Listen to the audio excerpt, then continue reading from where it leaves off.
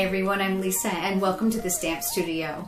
It's almost time for Christmas and inexpensive, fun handmade gifts are definitely on most people's lists. So I've got a cute dry erase picture frame to teach you how to make that's really inexpensive.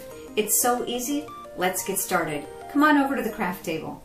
So to begin, you're going to need a couple things. You're going to need to head over to a store and pick up either a 4x6 or a 5x7 picture frame. Don't overlook a dollar store if you're going to make a bunch of them to make them cost effective, because really the frame is just holding what we need to make the dry erase board itself. So you don't need to splurge on very expensive frames. The next thing you're going to need is you're going to need a dry erase marker.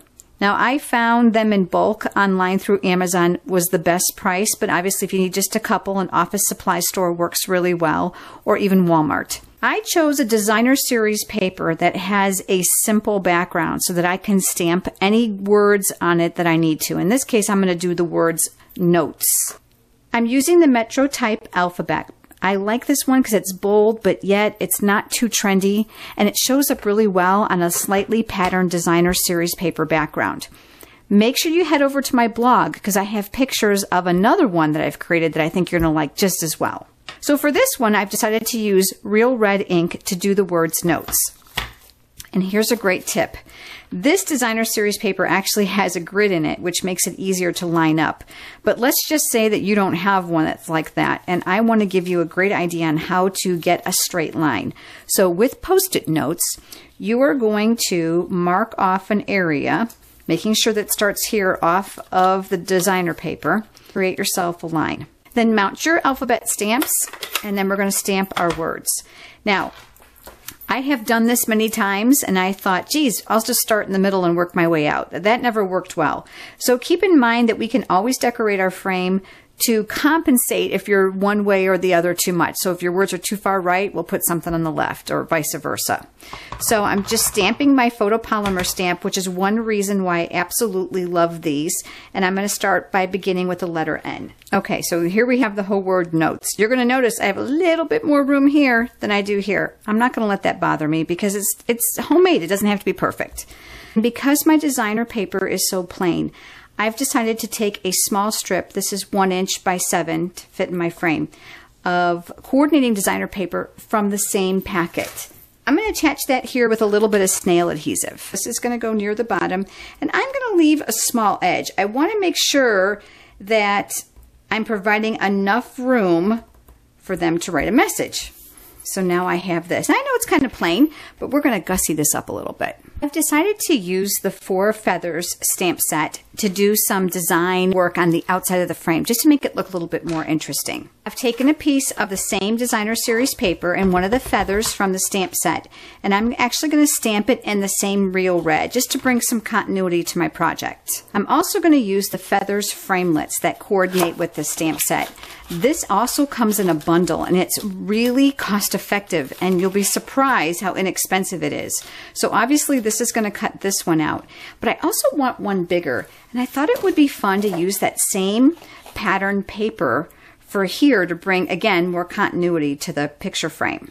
So when I use my framelits, you know how I love my magnetic platform, and then I'm going to put one of my clear mats on top to protect it.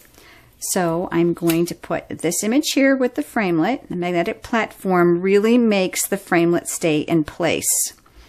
And then this piece will also fit on here. And I think I'm gonna aim for a little bit of that red again. And probably a little bit more towards the top so I don't have too much. So I'm gonna get 2 different feathers all at the same time. Put this over the top, and I'm gonna run this through the Big Shot. So now let's put this together.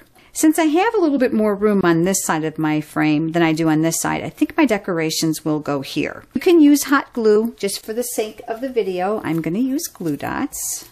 So I'm going to put a couple glue dots near the top of my feather. I love using our burlap ribbon. And what I've done is I've actually cut the binding, the stitch binding off the side on one side, and that's what this side is.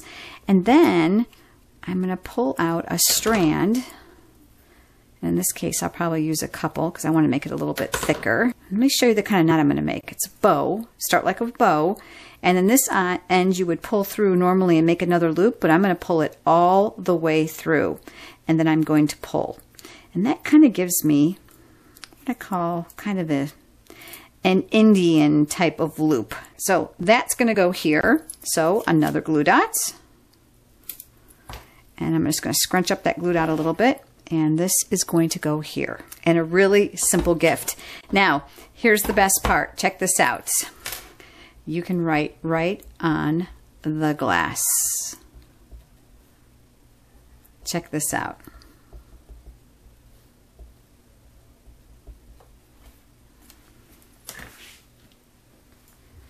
Hold on, Gina. Take. Oh boy. I knew what I want to say, but it's not coming out of my mouth right. Ooh. All right. So let me show you how great this is. You can write right on the glass. Now, when you're ready to change the message, just grab a paper towel or napkin and just wipe it away. It's pretty fun, and it's going to make a great gift this holiday season. Thanks for joining me, and I'll see you next week for another video.